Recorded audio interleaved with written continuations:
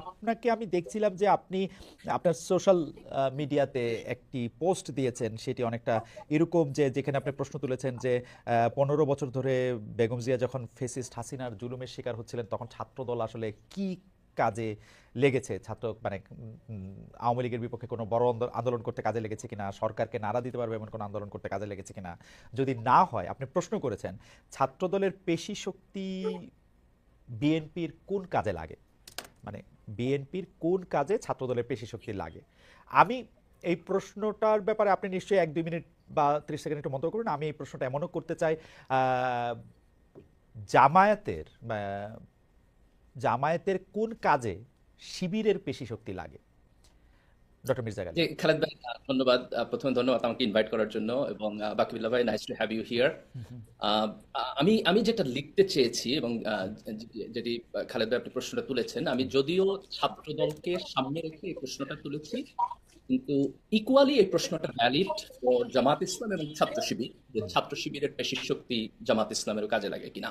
তো ফ্রেমওয়ার্কটা কি দেখেন, ফ্রেমওয়ার্কটা হলো যে বাংলাদেশে ছাত্র রাজনীতি সম্পর্কে আমাদের একটা পারসেপশন আছে। পারসেপশনটা হলো যে বড় রাজনৈতিক দল তারা চিন্তা করে যে ছাত্র সংগঠন যদি ক্যাম্পাসে খুব স্ট্রংলি অপারেট করে, তারা যদি শক্তিশালী হয়, এই যে তাদের পাওয়ার পলিটিক্স, এই পাওয়ার পলিটিক্স তাদের ক্ষমতায় থাকাকে নিশ্চিত করে, এবং তারা যদি বিরোধী দলে গিয়ে স্ট্রাগল করে, এই পাওয়ার পলিটিক্স তাদেরকে হেল্প করবে।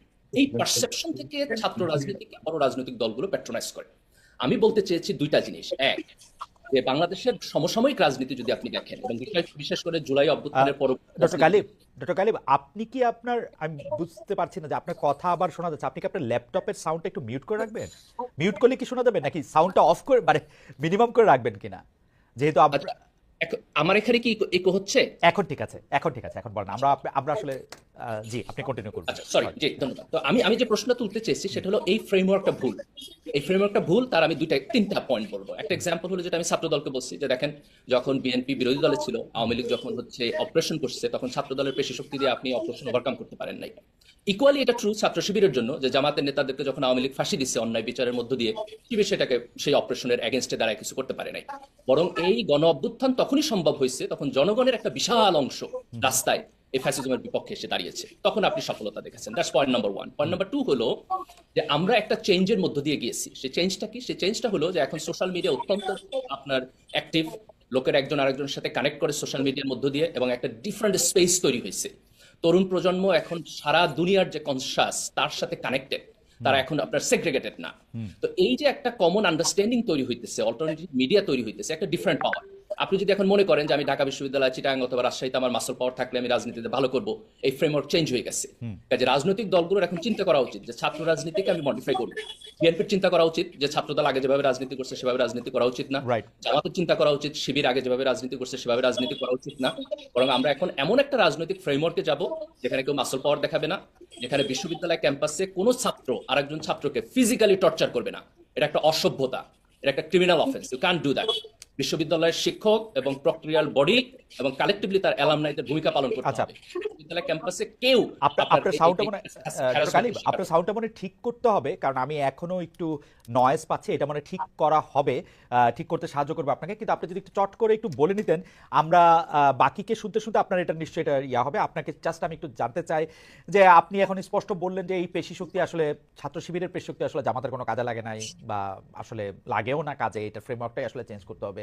আপনি যখন স্ট্যাটাসটা দিলেন তখন যে শুধু ছাত্রদলের কথা উল্লেখ করলেন, এটা তো আপনি ডেলিভারেটলি করছেন, তাই না? ছাত্র শিবিরের কথা যে আপনি বলেন নাই সেটা তো ডেলিভারেটলি করছেন। এই যে বিভক্তিটা, এই বিভক্তিটা আপনি মানে ইচ্ছা করে করছেন না, মানে দেখানোর জন্য করছেন না, মানে না, না, না, অফকোর্স না। এটা একটা প্রাসঙ্গিকতা। কুয়েটের প্রসঙ্গে যেহেতু সেখানে ছাত্রদলের ইস্যু ছিল, আমি স্পেসিফিক ভাবে ছাত্রদলকে উল্লেখ করছি কুয়েটের ঘটনার প্রেক্ষিতে। এবং আপনি যদি আমার ফেসবুক স্ট্যাটাসে যান তাহলে দেখবেন যে যে প্রশ্নটি আপনি করছেন, হ্যাঁ। অনেকে সেই প্রশ্নটি করছে, এবং আমি কমেন্টে খুব ক্লিয়ারলি লিখে দিচ্ছি যে একই ফ্রেমওয়ার্ক ছাত্র শিবিরের জন্য প্রযোজ্য। ওকে, কিন্তু আপনি স্ট্যাটাসটার মধ্যে আচ্ছা এইটা একটু আমি ডিসক্রিমিনেশন করি নাই, আমি কুয়েটের ঘটনার প্রেক্ষিতে আচ্ছা লিখছি। ঠিক আছে, কুয়েটের ঘটনার প্রেক্ষিতে, যে কুয়েটের ঘটনার প্রেক্ষিতে আমি এখন আমার আমার টেবিলে যে এখন বিডি নিউজ 24.com এর একটা নিউজ, সেটার মধ্যে হচ্ছে ফেসবুকে মন্তব্যের জেরে এমসি কলেজের শিক্ষার্থীকে পেটালো ছাত্র শিবির। এটা কি আপনার নজরে পড়ছে? যে এটা নজরে আমি পড়ছে। আজকে সকালে আমি বেশ কয়েকজনের সাথে কথা বলছি যে ঘটনা কি ঘটছে। খুব সম্ভবত এখানে শিবিরের সংশ্লিষ্টতা থাকতে পারে, আমি এই প্রোগ্রাম শেষ করে এটার ব্যাপারে স্ট্যাটাস দিব। ওকে, থ্যাংক ইউ সো মাচ।